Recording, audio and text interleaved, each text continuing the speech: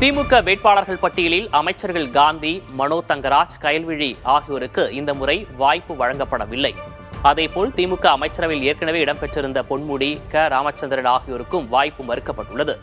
ராணிப்பேட்டை தொகுதியில் அமைச்சர் ஆர். காந்திக்கு பதிலாக அவரது மகன் வினோத் காந்திக்கு இம்முறை வாய்ப்பு வழங்கப்பட்டுள்ளது. திருக்கோயிலூர் தொகுதியில் பொன்முடி மகன் பொன் கௌதமசிகாமணி ஆகியோருக்கு வேட்பாளர்களாக அறிவிக்கப்பட்டுள்ளனர்.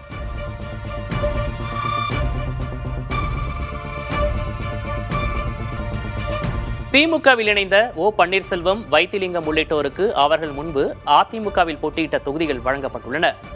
சென்னை தேனாம்பேட்டை அண்ணா அறிவாலயத்தில் திமுக சார்பில் போட்டியிடும் வேட்பாளர் பட்டியலை அக்கட்சியின் தலைவர் மு. க. ஸ்டாலின் வெளியிட்டார்.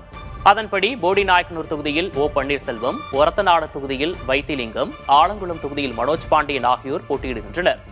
தோப்பு வெங்கடாச்சலத்துக்கு பெருந்துறை தொகுதி ஒதுக்கப்பட்டுள்ளது.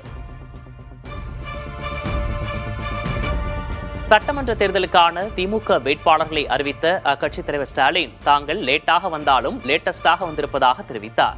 திமுகவின் தேர்தல் அறிக்கை ஞாயிற்றுக்கிழமை மாலை வெளியிடப்படும் எனவும் அறிவித்தார். 31ஆம் தேதி முதல் பரப்புரையை தொடங்க உள்ளதாகவும் திமுக தலைவர் கூறினார்.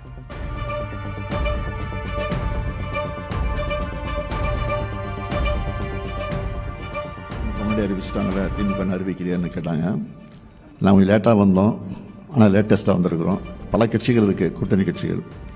எல்லா கட்சியும் உட்காந்து பொறுமையாக அவங்க கேட்கறது, நாங்கள் சொல்கிறது, மற்ற கட்சி கேட்கறது, அந்த இடையூறுலாம் இருந்துச்சு.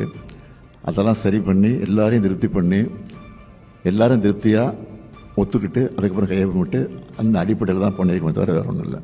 வேற ஒன்றும் காலம் தாழ்த்தப்படலை. ஒற்றுமைப்படுத்துவதற்காக நாங்கள் கையாண்டதுக்காக நேரம் ஆச்சு, வேற ஒன்றும் இல்லை. நான் 31ஆம் தேதி நான் தொடங்குறேன்.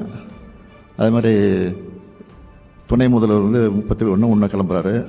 கனிமொழி 1-2 கிளம்புறாங்கன்னு நினைக்கிறேன். 30 கிளம்புறாங்க.